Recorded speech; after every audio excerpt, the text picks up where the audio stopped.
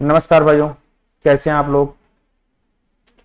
आज की हमारी क्लास में हम देखेंगे परमाणु संरचना के बारे में। आपको पता होगा कि मैंने जो है आपको प्रथम क्लास में केमिस्ट्री के आपको व्यापक तौर से सर ये समझाने का प्रयास किया है। आप क्लास देख सकते हैं, ठीक है। तो आज हमारा 10वां क्वेश्चन का आंसर हम देखेंगे।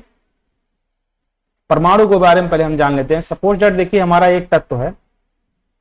इस तत्व के अंदर परमाणु लेवल पर सारी घटनाएं होती हैं। जिस प्रकार हमारा जो सेल होता है, सेल लेवल में छोटे छोटे कोशिकांग होते हैं, इसी प्रकार हमारा जो तत्व होता है उसमें भी परमाणु लेवल पर कुछ घटनाएं घटित होती हैं।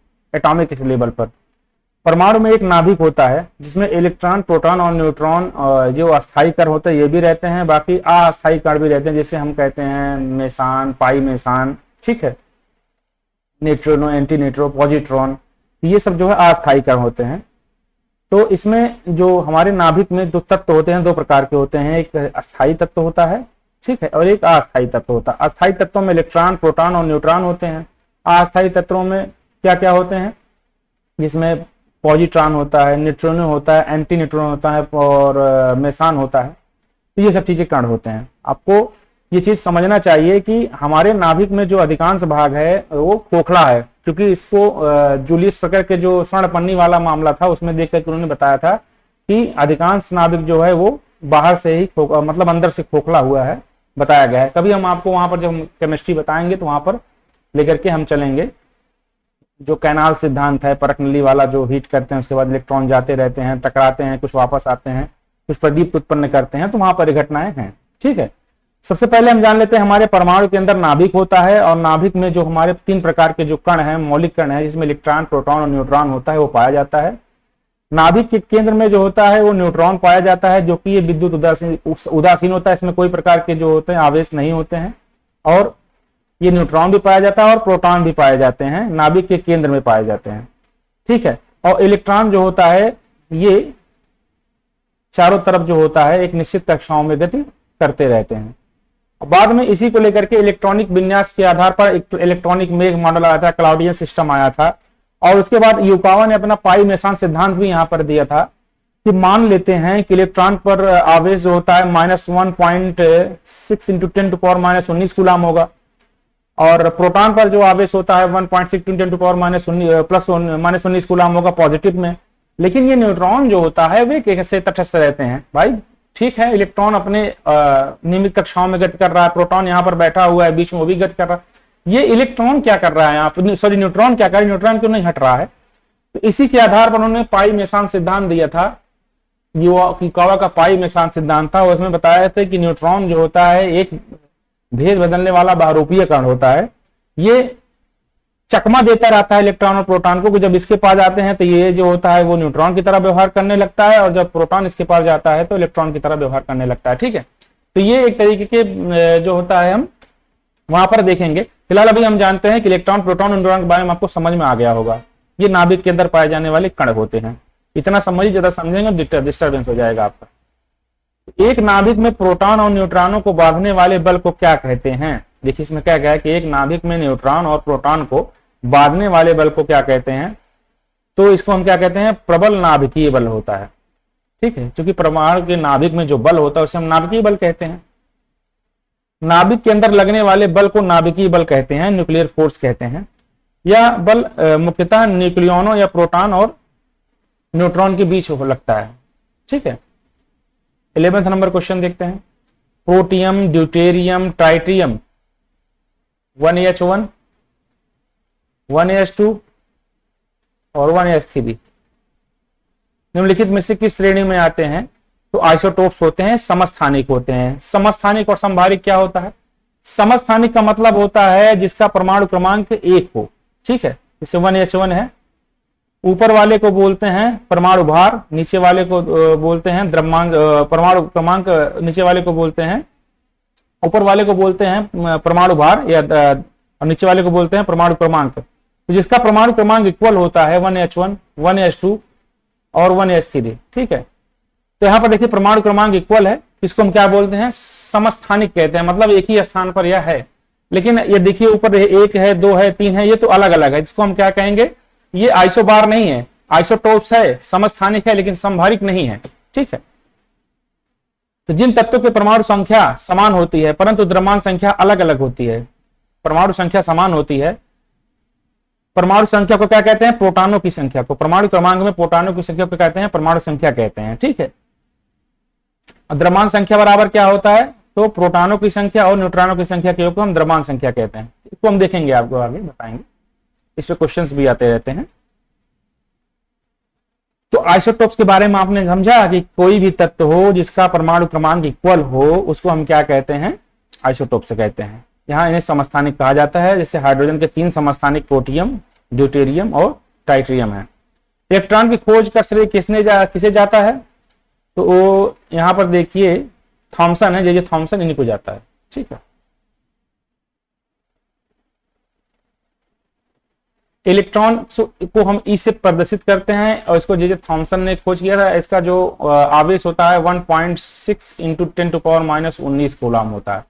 अब आपको इसको जान लेना चाहिए कि माइनस में होगा हमेशा। प्रोटॉन की खोज की थी गोल्डस्टीन ने और इस पर प्लस 1.6 इंटू 10⁻⁻19 कूलम होगा, ठीक है। न्यूट्रॉन की खोज जेम्स चैडविक ने किया था, इस पर कोई आवेश नहीं होता है, ठीक है। नाभिक की खोज रदरफोर्ड ने की थी, ठीक है। रदरफोर्ड ने नाभिक के बारे में बताया था कि नाभिक का अधिकांश भाग जो है वाटरमेलन मॉडल होता है, खरबूज के मॉडल होता है, सब सारी चीजों के बारे में बताया था।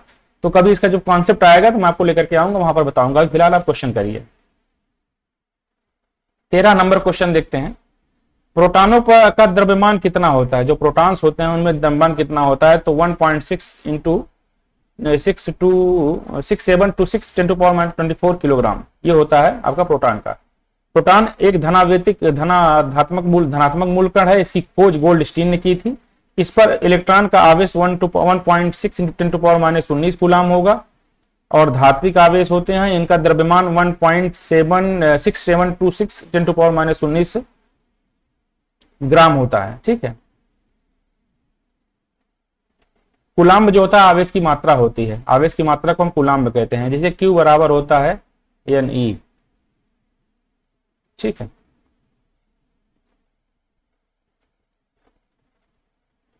चौदह नंबर क्वेश्चन देखते हैं। न्यूट्रॉन की खोज जेम्स चैडविक ने की थी। रदरफोर्ड ने परमाणु का जो है नाभिक का जो है मॉडल बताया था। जे थॉमसन ने क्या बताया था? तो ये आपका इलेक्ट्रॉन की खोज बताए थे। मोजले ने भी अपना एक सिद्धांत दिया था परमाणु नाभिक को लेकर के, वहां पर भी ये बताया था उन्होंने। तो न्यूट्रॉन आवेश रहित कण है और जिसकी खोज चैडविक ने सन 1932 में की थी। जो वे प्रोटॉन के साथ परमाणुओं के नाभिक में स्थित होते हैं। इनका द्रव्यमान प्रोटॉनों के द्रव्यमान के बराबर होता है, ठीक है। 15 नंबर क्वेश्चन देखते हैं। निम्नलिखित में से किसने प्रोटॉन की खोज की थी? तो यहां पर होंगे रदरफोर्ड। अब यहां देखिए प्रोटॉन की खोज जो है रदरफोर्ड ने की है, ठीक है। और ऊपर क्या बताया था? गोल्डस्टीन ने बताया था। अब यहां पर देखिए आपको विरोधाभास उत्पन्न आता होगा कि प्रोटॉन की खोज यहां गोल्डस्टीन ने की थी, यहां रदरफोर्ड क्यों बता रहा है, ठीक है। तो प्रोटॉन की खोज किसने की थी? यहाँ पे अर्नेस्ट रुदरफोर्ड ने लिखा हुआ है, जबकि यहाँ पर मुझे लगता है यहाँ पर गोल्डस्टीन होना चाहिए। क्वेश्चन गलत कर दिया व्यायाम शिक्षक में।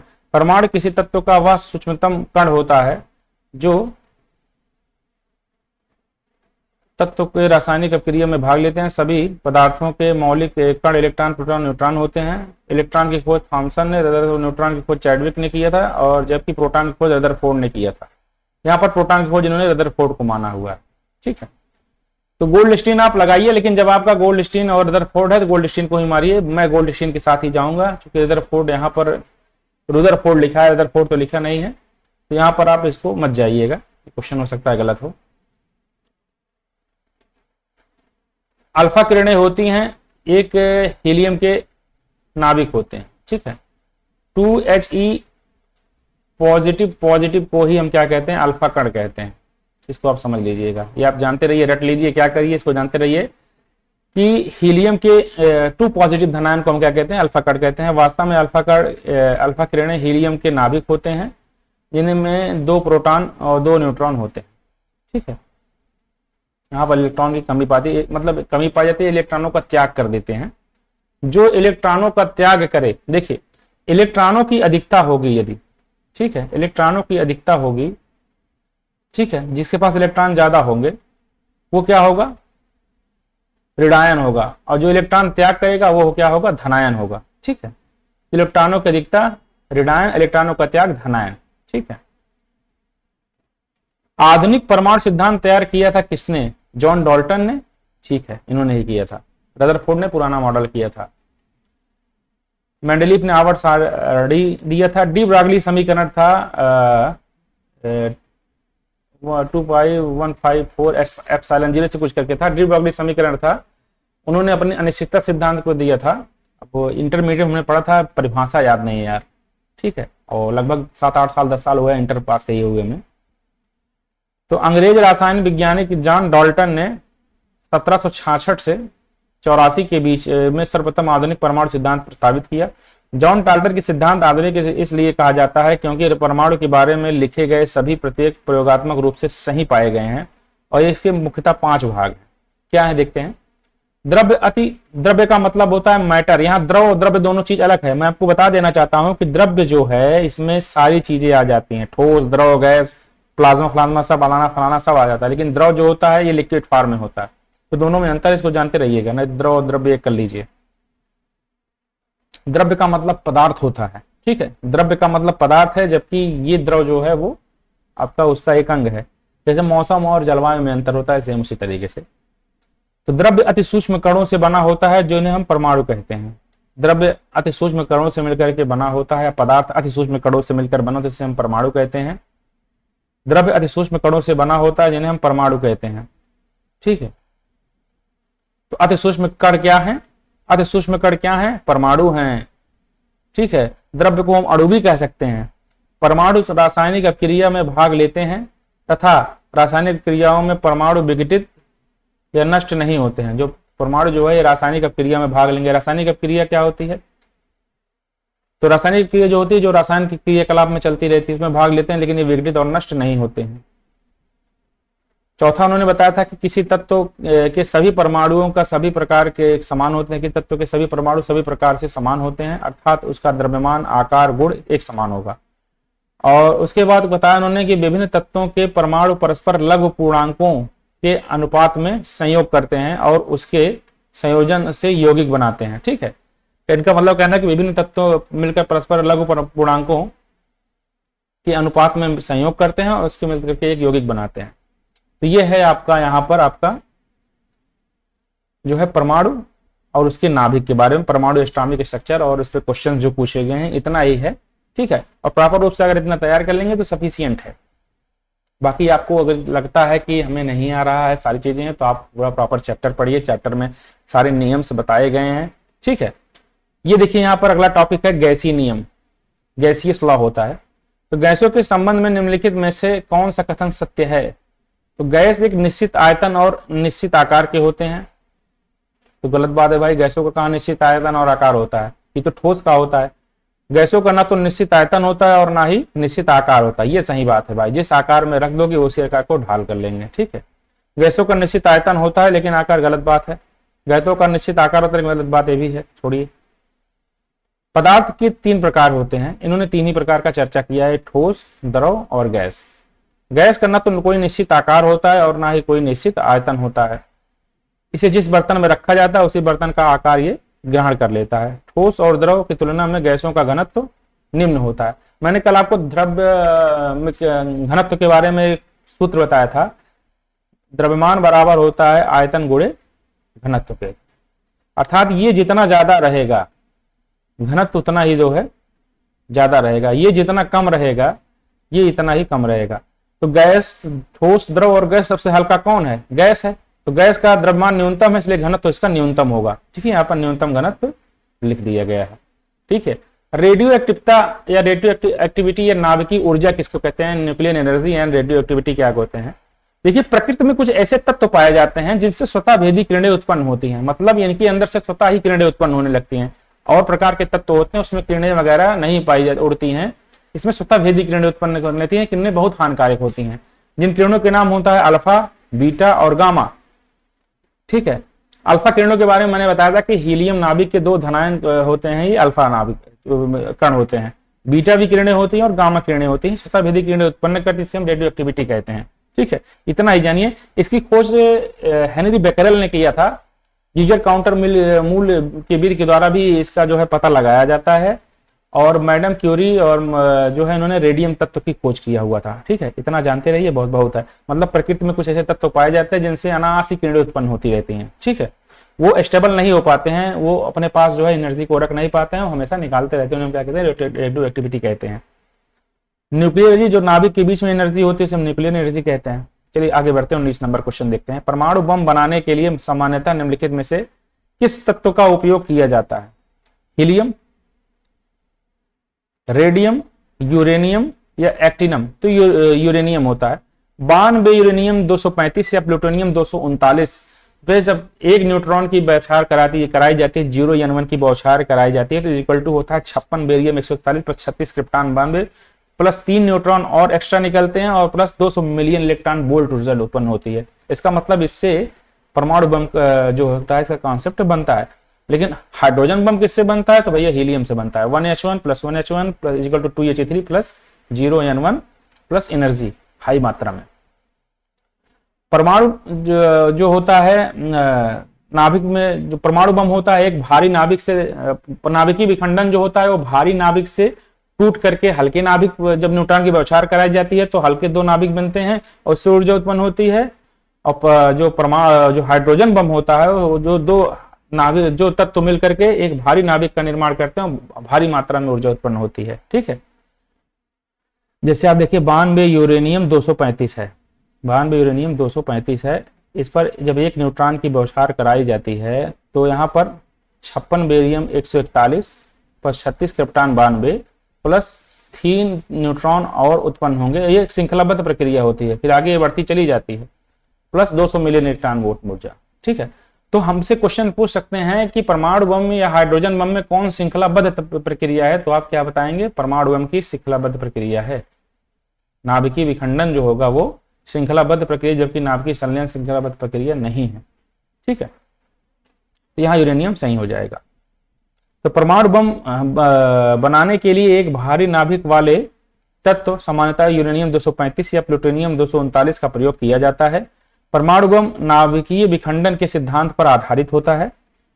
इसमें अनियंत्रित श्रृंखला अभिक्रिया कराई जाती है, मतलब इसका श्रृंखला का कोई नियंत्रण, मतलब इस पर बमबारी की जाती है तो ये श्रृंखला अनियंत्रित होती है, जिसमें कुछ ही सेकंडों में प्रयुक्त संपूर्ण पदार्थ का क्षय हो जाता है और प्रचंड विस्फोट उत्पन्न होता है, जिसे असीम ऊर्जा निर्मुक्त होती है। ठीक है, 20वां नंबर क्वेश्चन देखते हैं।